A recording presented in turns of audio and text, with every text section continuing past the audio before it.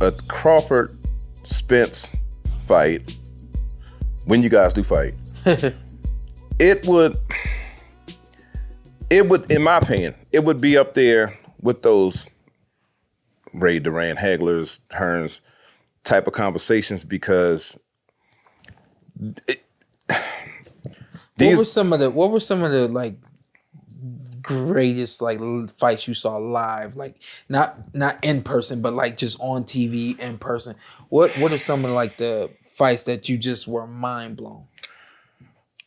Hagler Hearns, Ray Hagler, Ray Hearns,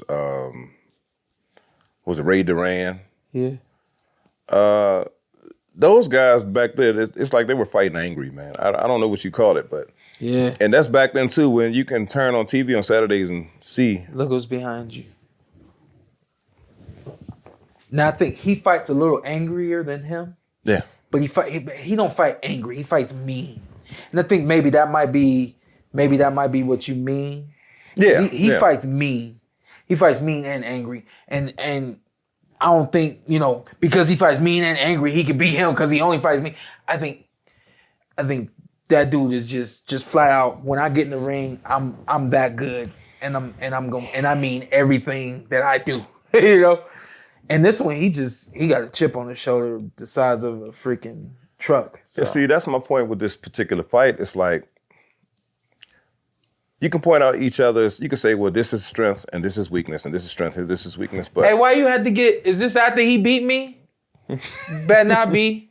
I pulled it from Google, so. You could have got another picture. Yeah. But I'm just saying, you just don't know.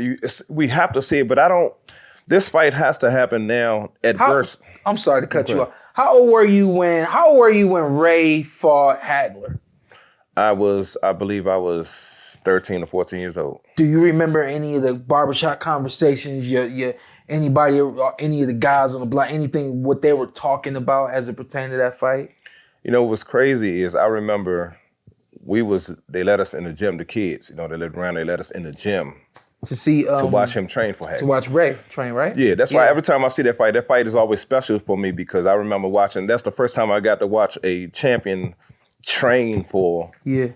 I don't know how big that fight was. We were just happy to be in it. This is Sugar Ray. Sure. This is the guy on the Wheaties boxing. You know what I'm saying? He live around our way. You know what I mean? Or he's from around our way. But to see that fight, and man, guys are warriors now. And if you step in that ring, you're a warrior. I don't care what your record is, you're a warrior, in my opinion. Yeah. Unless you're just one of those type of guys that just get punched and lay down. Okay, you got your chick now, you're not a warrior. Yeah. You're a chump. Yeah. Anyway, but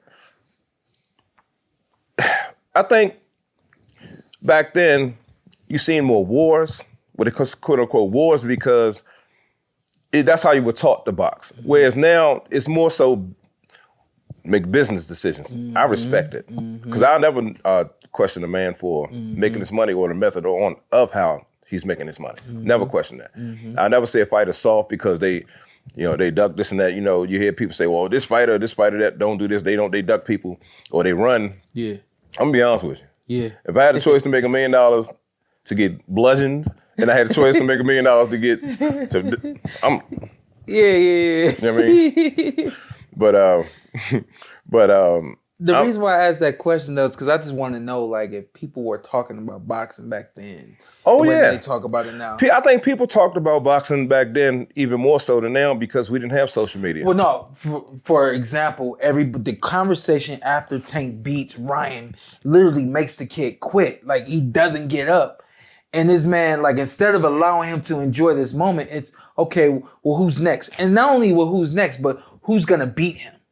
And again, like, I don't agree with that conversation. I think that the conversation is, okay, what's the next great fight that he can be in? Right. Because this didn't give us what we expected. We didn't know that this kid was a B-ish fighter because social media didn't allow us to see that or believe that. So what were the conversations back then, especially with Ray getting in the ring with Marvelous? What was the conversation like back then? I think boxers back then were looked at more in a light of a hero than what people quote unquote hating on people now. And I'm gonna tell you why, because back then, when you seen a boxer, you didn't see him on the PorterWay Podcast for the fight week, or you didn't see him on Dante's Boxing Nation for the fight week, you seen him the day of the fight and you ain't seen him no more till his next fight. Right. Unless he made the news, crashing the car, being drunk or something. Yeah. But you got real specific with that too. no hate on nobody. Because I'm one of them old heads coming, you talk about but what I'm saying is it was the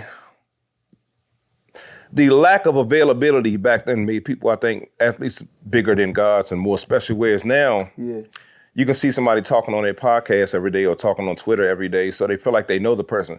And now with Tank, I got to go back to Tank. With Tank, I feel like Tank is receiving some of the hate that was dealt Floyd's way just because he was a Floyd fighter. Like you said, most people are like, oh, this is a bad person, I can't wait to the next fight.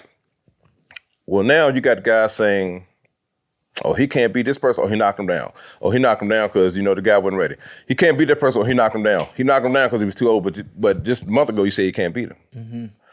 We living in an age of hate, bro. You know what I'm saying? We live in an age of hate, and it's almost to the point, to the little statement they made years ago, they build you up to tear you down. Yeah. That's a real situation. Yeah. They build you up to tear you down. Yeah. Tank is special. And Bud and Bud Crawford and Errol Spence are special. We have to embrace this time and space with these great athletes, with these great giants, while they still at the height and at the peak of their talents, man. Yeah. Because this ain't talent you just get from Walmart, bro. Yeah. You know what I mean? This is not talent that you just, okay, you can be born great, but you got to be great. Yeah. To go along with those great genetics that God blessed you with. Yeah.